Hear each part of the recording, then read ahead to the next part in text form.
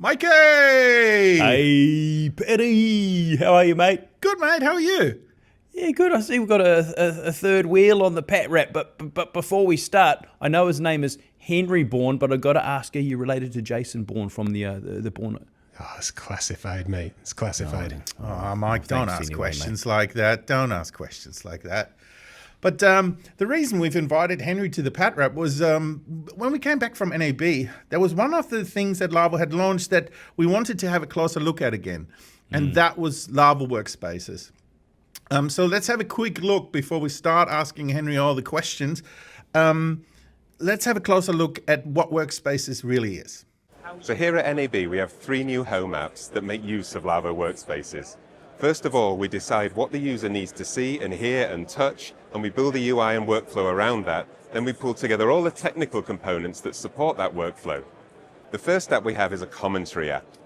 So a commentator needs to see the program video, they need to hear the audio, they need to contribute their audio and video into the production, and they need to interact with production coordination and talk back.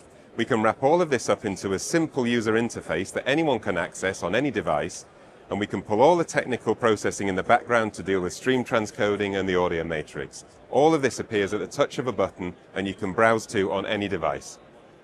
The second app is the Home Video Monitor. The Home Video Monitor makes it super easy to just monitor any video that you've got in your facility. You browse to the Video Monitor page, and you choose the number of videos you want to see, you choose the source, and it just appears in front of you. It's super simple. It works on a desktop, tablet, laptop, or phone. Here you can see we've got it on an iPhone. We can scroll through a list of videos. So it's responsive, and it'll scale to the device type you're accessing it on. With the Crystal Controller app, we're simplifying what you need to deploy a small mix position. The Crystal Surface is great for when you just need tactile control of faders, but you don't need access to a comprehensive control surface. But along with that control surface, you need to see some video, you need to listen to audio, and you need to keep an eye on your meters.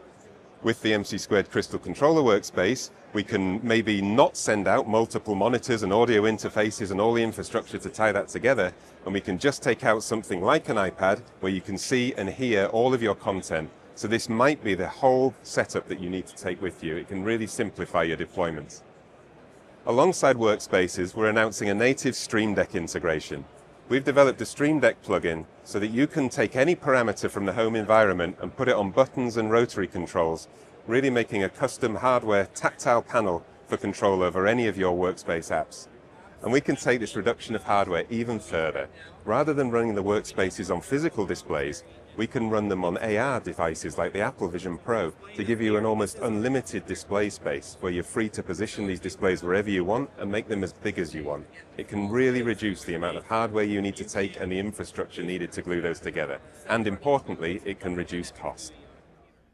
Mate, that looks amazing. There's plenty of room for activities in the Workspaces space, but I want to know, because we've been talking to a lot of broadcasters about how Workspaces can complement their home apps platform. Where can this be used? Where can Workspaces complement our broadcasters of today?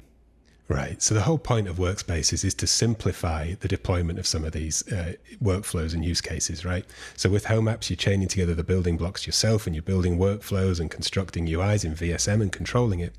With these workspace apps, we want to make it as easy as possible to just press a button, get that app, get that end-to-end workflow in place. So you can expect to see more workflows like this in the future, more apps supporting different use cases, and then as new apps appear, standalone apps, all of those controls and functionality will make their way back into Workspaces again.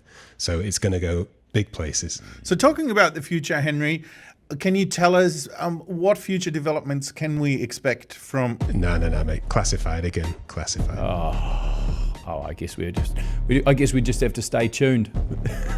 Henry, it's been great having you as part of the Pat Rap, your debut. Maybe as this platform grows and you add more and more power, we'll get you back on. Absolutely. Cheers, guys. Thanks Thanks, very Henry. much, Pat. I'm pretty pumped about Oh, this. the suspense is killing me.